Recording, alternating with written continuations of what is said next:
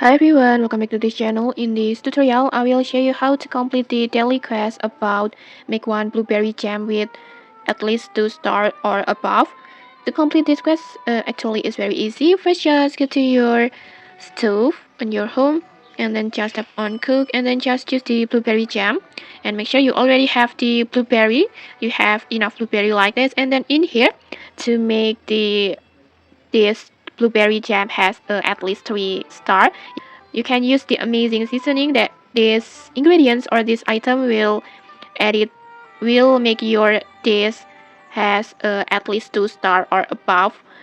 So you can just got more chance to get 3 star with this seasoning.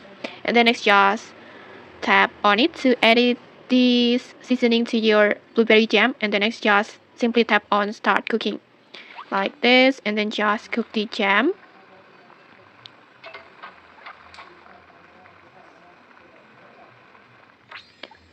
like this. You can see it in here. I got the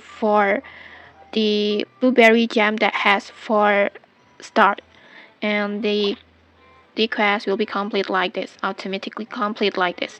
And okay, that's it. If you found this helpful, don't forget to like, comment, and subscribe for more tutorials. Thanks for watching, and see you.